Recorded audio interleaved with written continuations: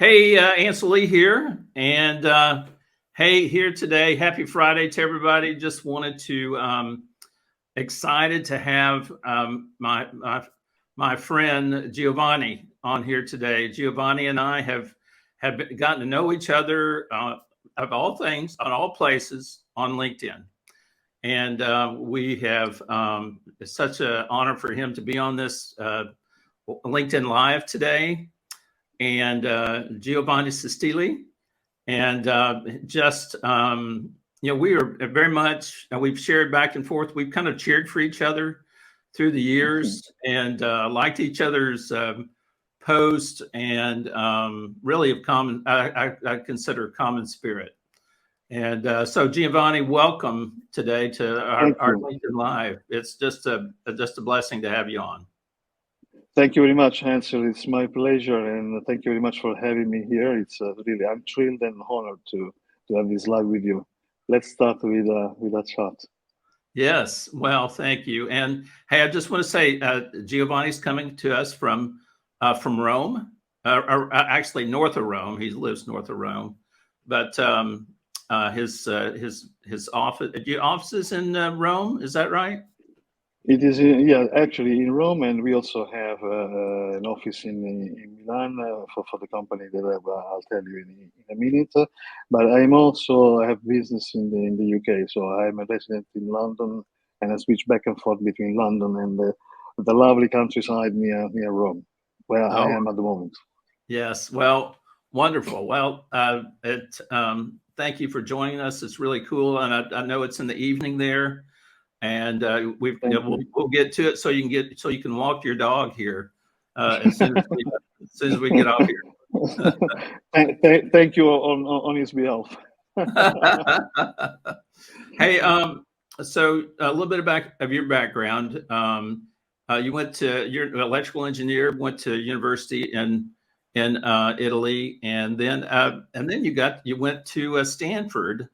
Where you did some undergrad and graduate work, and then also MBA from Milan. Is that right? Did I get that right? No, the MBA is from Jese in Spain, which is another wonderful school, business school. It's a remarkable one.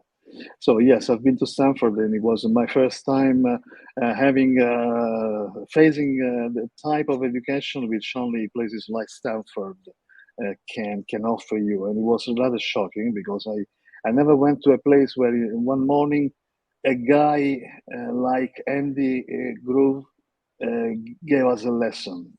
It was absolutely. I was shocked. I couldn't believe it was there, and yeah, one of the most interesting and deep 2 hours of strategy and marketing lesson I had in my life. So yeah. Yeah, what a great thing that to get the is it the chairman of Intel basically? Is that right? Right. Oh yeah. Sorry. Yeah. He was the founder and chairman of Intel at the time. Yeah. Wow. Wow. Well, what experiences? Yeah, you and I have been talked about that. That is so cool.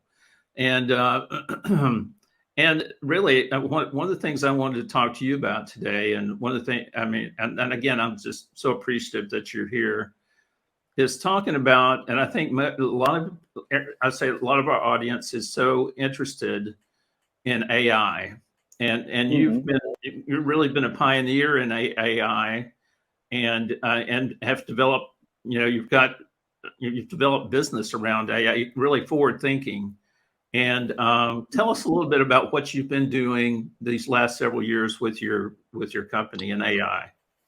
Yeah, sure. As a matter of fact, I started up a company with two partners, two friends of mine, 5 years ago, and we started working with not immediately, excuse me, with AI, but with another technology which is called robotic process automation, which does resemble somehow the way of working of AI, but it's not intelligent. So it is just automation of very simple, even very complex tasks.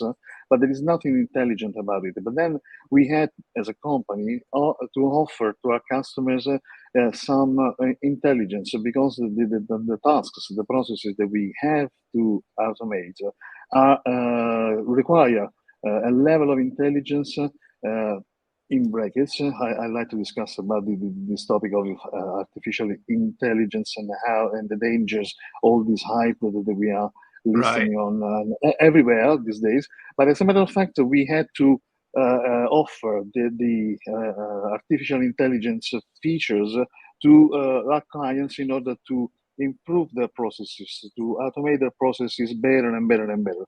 So now we are a company which does interesting things in AI. And actually, it was my first, how can I say, experience with AI, because although I'm an engineer, I've been always working in the corporate finance space. From the early 90s, I worked very much on M&A, especially on technical and companies, high tech, software, and so on and so forth. So I had somehow an understanding of AI, but actually practicing AI is a total different matter. So you have to understand how it works, what are its capabilities, and what are its limitations, and which is even more important these days. And we are on the verge of a big revolution. It is not just because we listen this everywhere, on, even on some on sport newspapers now. There is a lot of hype, but there is a revolution which is coming. That's why we are also trying to advise our clients to have a very good understanding of what are the capabilities that we are already having today available and what is coming over the next 2 years. Companies, organizations must be ready now. They have to start now doing something, otherwise, tomorrow will be too late. You know, and that's a great point. I actually read you wrote an article on LinkedIn today, matter of fact, and I read through it, and you talked about, and I totally agree with you. And it's like this, you know, I haven't spent all these years in healthcare. It's just that how bad you know, if you're not keeping up with it, you're going to lag behind. And how you really need to stay on the forefront of this, to take advantage of it. And I found that to be true with whatever technology, you know, that is being put out there, and that or you can get left behind. But I think those that are sitting on the forefront are the ones that can do well with this. Absolutely, Ansel. And I see two dangers the companies are facing these days. The idea that they have to wait for the right moment, for the right budget, for the right skills to start doing something with AI.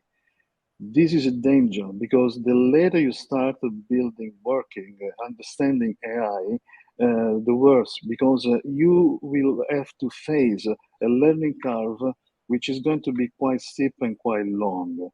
In addition to that, the scarcity of professional resources that we are facing, that everyone is facing today, even our company, we cannot find all the people that we need. But as a matter of fact, the problem is quite bad today, and tomorrow it will be even worse. So companies must start doing something with AI within their organization today. They have to start. They don't have to wait for the right moment, the right budget, and the right organization, the right fit. No, they have to start today because they have to learn, and then they have to train their people. But not only the people that are going to deliver AI, they have to train the people who are going to work with AI, which is everyone almost.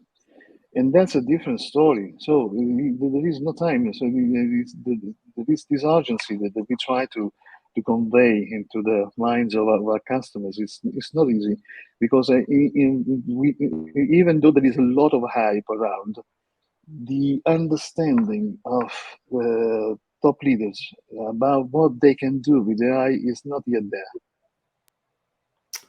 Well, and I totally agree. And now you're working on some. You're working on some futures. You know, the next step really for you and what you're working on.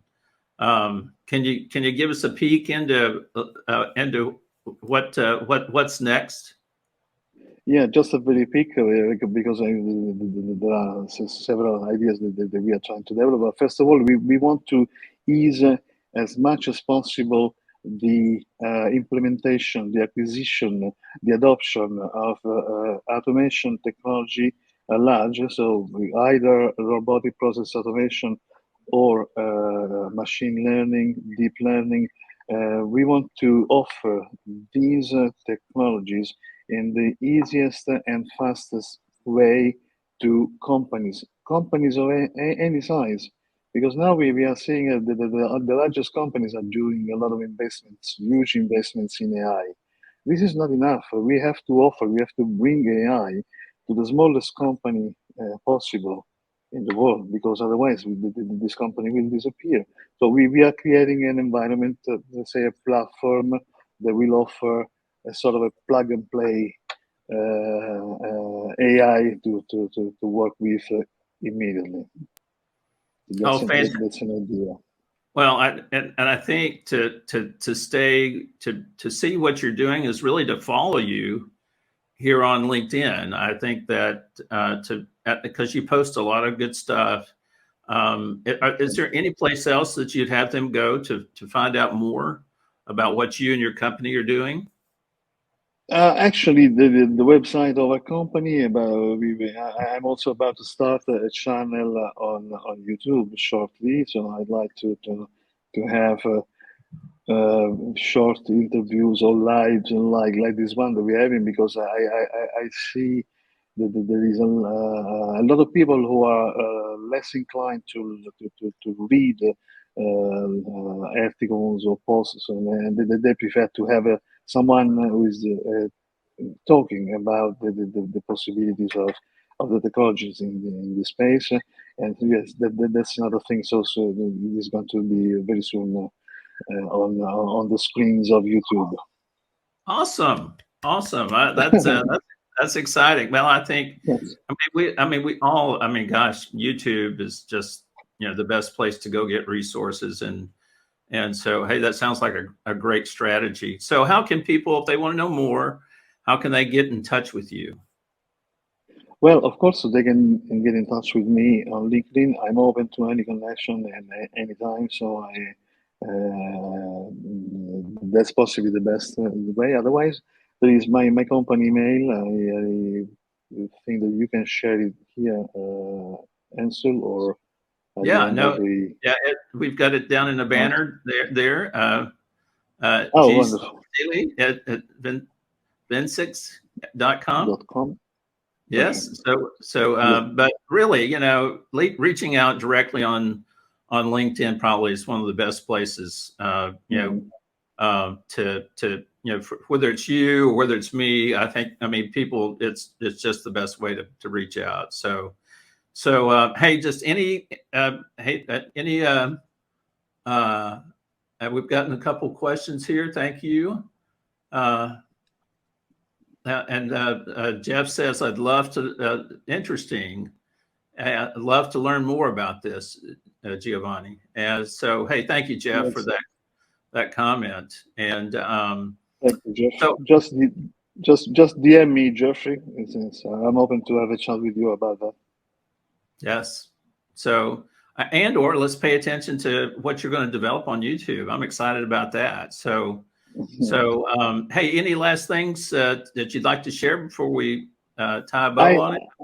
I have one point which is very important to me, and it's once again we are getting back to what organizations, especially top leaders, have to consider as risks for their companies or organizations. People will have AI on their phones, on their laptops. They will use it regardless their companies like it or not, regardless their companies know that or not. So top leaders have to consider this. There is a danger that that the people could have tools of any kind which can somehow pose a risk to the company. But on the other hand, that's a huge opportunity. to implement bottom-up innovation within companies. Top leaders have to consider this as an opportunity. People will think about how they can improve their work by using AI tools, and they will do it, regardless their companies know it or not. That's an opportunity, a huge opportunity, because people understand very well where they can improve things that are done today in their organizations. That's an opportunity to take, a huge one.